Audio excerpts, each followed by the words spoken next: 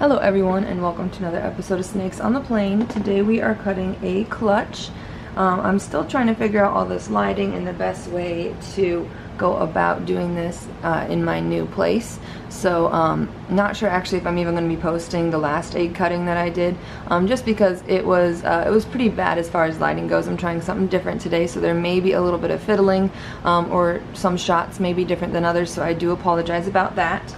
As far as what this clutch is going to be, it may not actually be the most exciting thing in the world. I am just going to warn you about that right now, because what this clutch is actually just a normal to what I'm hoping is going to be a African import, which hopefully has some sort of gene that it's passed on.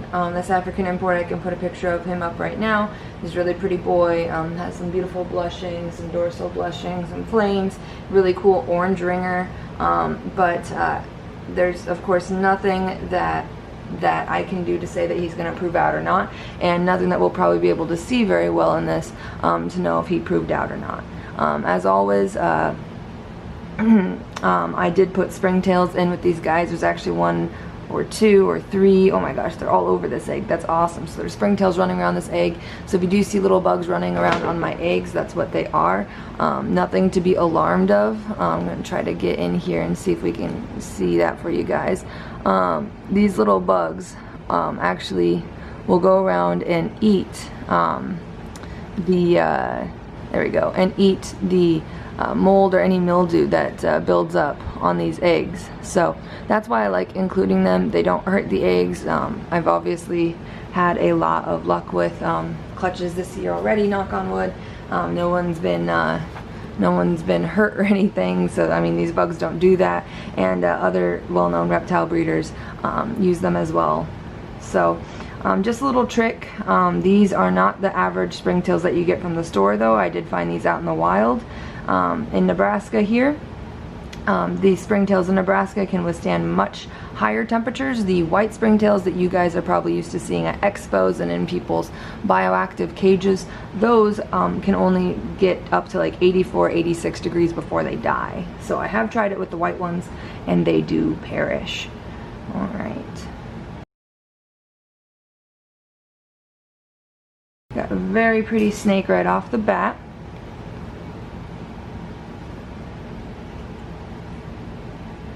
You can see right in there. And again, it's going to be way too hard for me to say anything. That does look really bold though, I will say. It does look actually really bold. You see how like black those blacks are, how there's some odd patterning going on. I'm not going to get my hopes up, but that's really cool. Let's turn it around for us so we can get a better look on this side. Yeah, that's a weird snake. Huh. Well, that didn't have really any weird patterning like this. He did have that nice blushed out behind the head, but again, it could just be a really pretty normal, nice healthy looking baby. That's all I can ask for. But I'm gonna get this baby put away. We'll move on to the next one, but I mean, that's pretty promising right off the bat. Awesome. So you might be saying to yourself right now, you know, Kenzie, why the heck would you breed an animal that you're not even sure is going to be genetic to a normal? Well, because I'm one to break stuff down. I want it broken down to the studs. I want to know exactly what's going on. I want to prove out any sort of anything right off the bat. I want to know if it's genetic or not. I mean, we have like, what, 7 eggs here? We did have 8, one went bad, but I think there's a pretty good chance of being able to find out if this is genetic or not just from that. I mean, I do have some African import females that I might be putting to a super enchi because she reminds me of an enchi, but then again, if I do that and she doesn't prove out to be enchi, well then, you know, she looks pretty similar to an enchi. Then I'm gonna have to take another year, breed her to a normal, is what I would do, and then I'd be like, alright, these 3 look like her, what if I don't get a male to breed back to her, you know? or if I did get a male, then I'd be a year behind, breed her son back to her, see if there's a super form.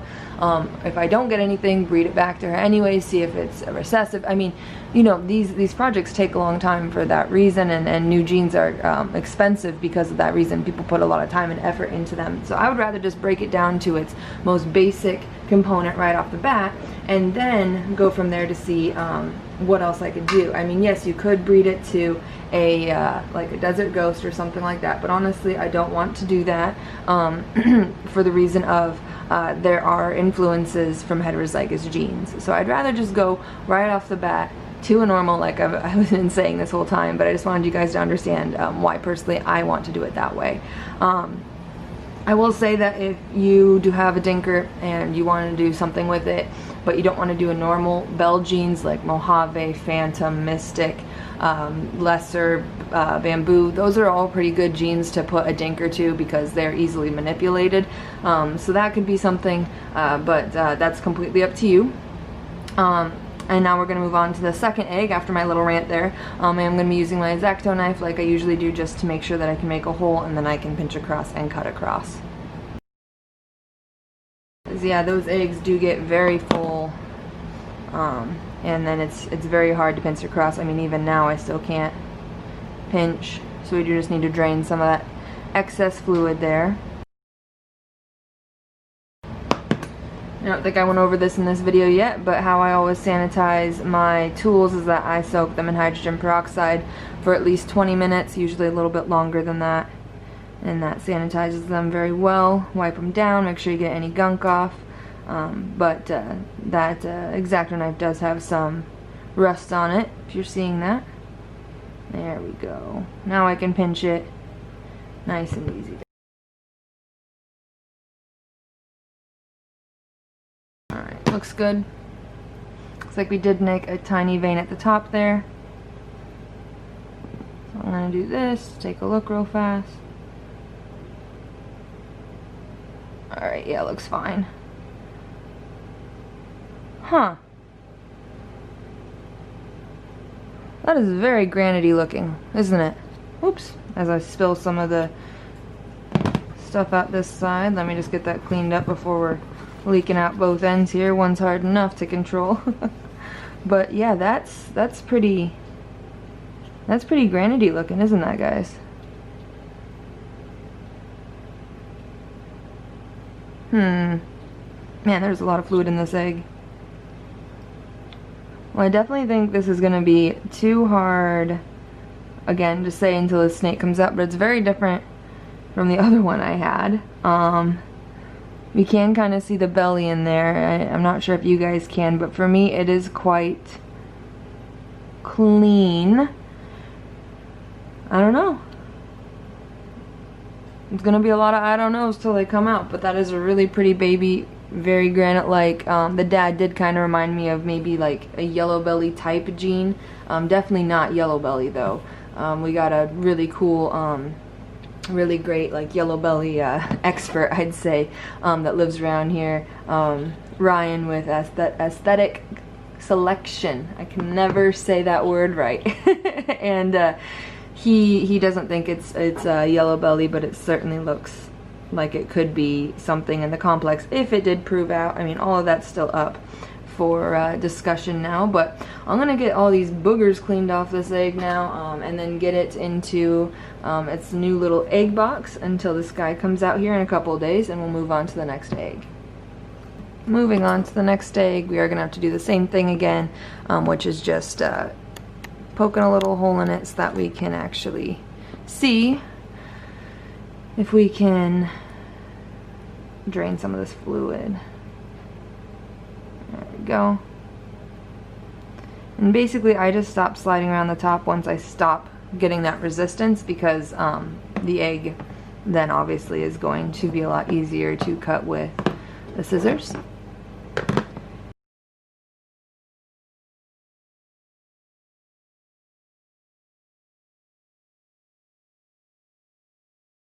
Got another very granity looking baby. Scales are very strange on those two. They look very like they have a lot of whites around them.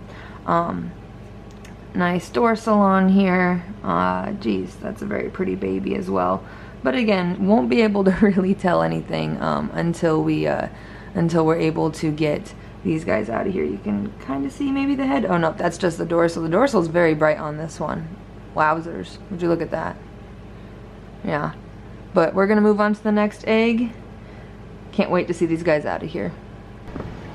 Alright, we're on to the next one. Already started draining this one.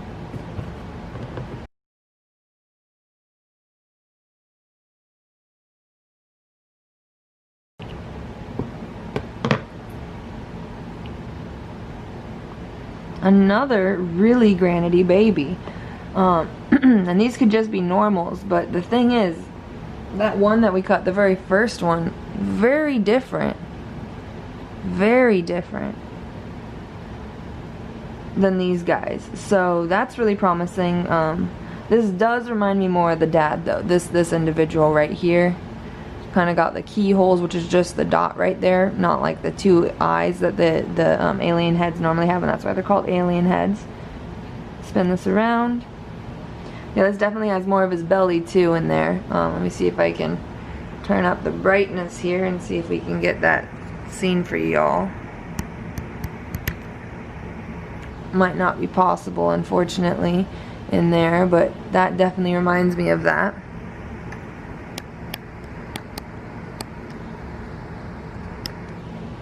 But yeah, this guy is a pretty neat looking snake. Very pretty, kind of washed out colors on the camera, but this thing's very nice, sort of yellow brown coloration going on right now. Very exciting. Again, could just be a normal, but won't know until we get it out. Pretty excited about that. It has some nice flames coming up from the sides as well, but we'll move on to the next one. Don't want to sit too long on something I don't even know what it is yet. So wow, that is really pretty baby though. Very happy with that.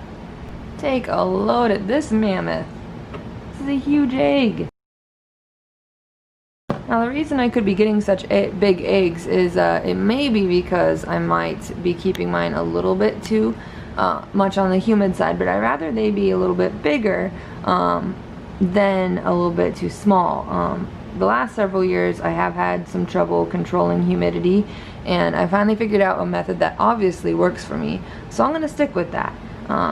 Even if the eggs are kind of fat and massive on the day that they're supposed to be cut or supposed to hatch. So that's kind of ridiculous, but I mean, it is what it is.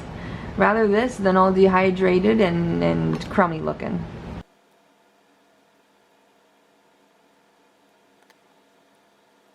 Alright, we have another very granity looking one. This one's kind of bright. Huh. Well, I didn't mention this because I bought this female as a proven female, which was the normal, excuse me, and she was bred as a specter from the individual I bought her from.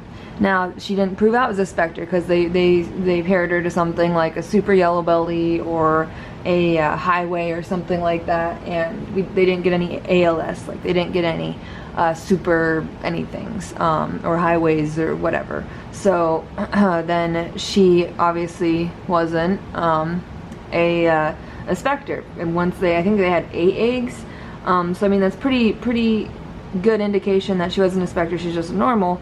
I don't know, that tail for a second was like, whoa, look how perfect that is, look how blocky that is, but I don't think so after looking at this some more. This looks like another really pretty normal. It's really weird that they all have some like granityness to them so far. We'll have to see when they come out. Besides that one that's like a brilliant orange color and very bold, the very first one that we did that came out of kind of an egg that was actually deflating, the only one in the clutch that was. So far everybody else has been pretty normal looking, which is what I was expecting. Alright, we're finally on the second to last egg here.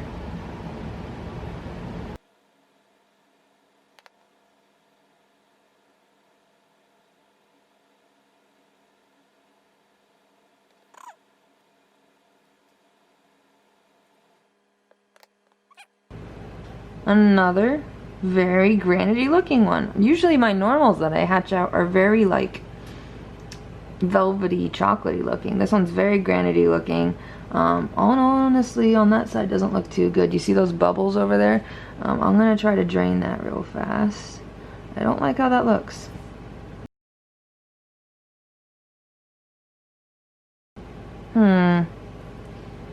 It is just on that side. That's really weird. There's like, it's like a gelatinous mass right here.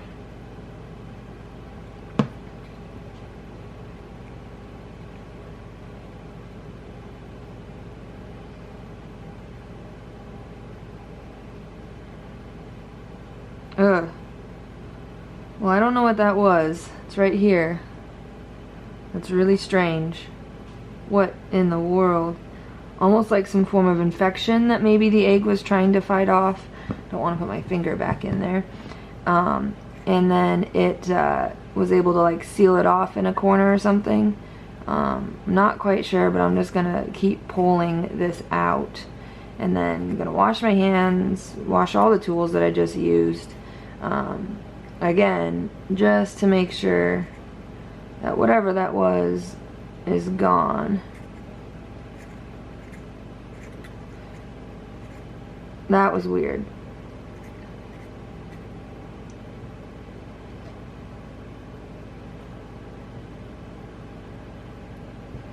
I mean, I've cut plenty of eggs, but I haven't seen anything like that.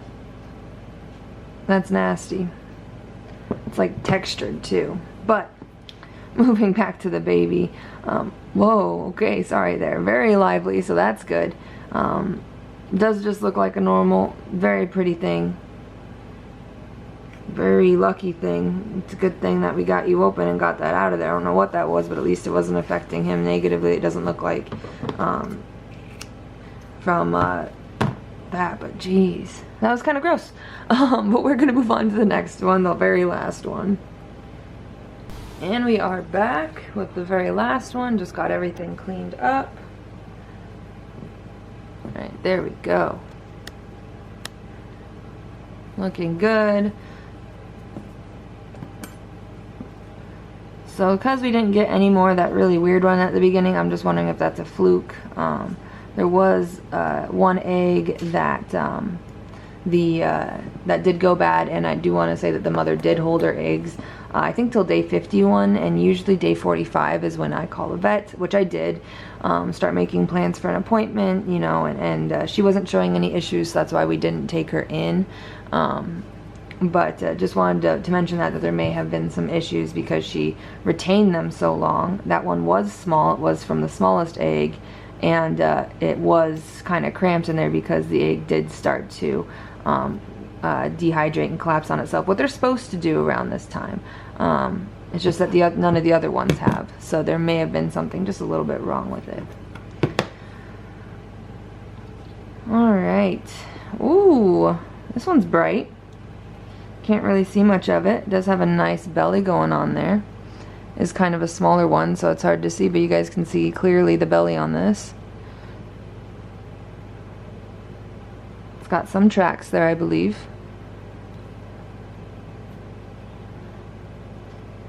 There's the tail.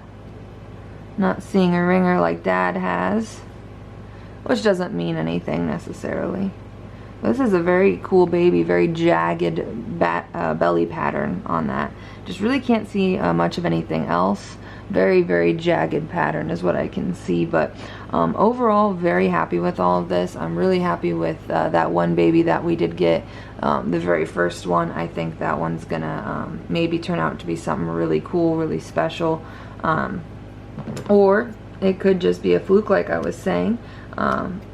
Definitely not gonna know anything until we get everybody out of their eggs here in the next couple days. But what I can do, wipe my hands off here and bring that cool baby back out. Yeah, that thing's pretty neat, huh? Weird. Doesn't look like Dad though, so Not really too certain what's going on. I'll keep you guys updated though, and it does look like hopefully this baby will make it. Very dry in that egg, as you can see. As far as like not any of the goo left. I can't even think right now. Yeah, that's just because this baby, unfortunately, when I cut it open, you guys saw it was all, and you can see it was all dehydrated already. So hopefully this little one makes it. Very happy with the rest of the clutch. They all look really healthy. I'll keep you guys updated, and we will see how the rest of this goes. Hopefully they all come out healthy, happy, and we can start looking at them in more detail and see if there's any that I may think I want to hold back. If I think it's worth my time with proving the dad out some more. He is, even if he's not going to be something that is proven out to be genetic, he has some absolutely beautiful pattern. But anyways, guys, if you liked what you saw, why not go ahead and give this video a like and subscribe for more content. Go ahead and check out the links in the description below to see what's available and to see updates on these guys. Thanks again, and I hope you have a great rest of your day.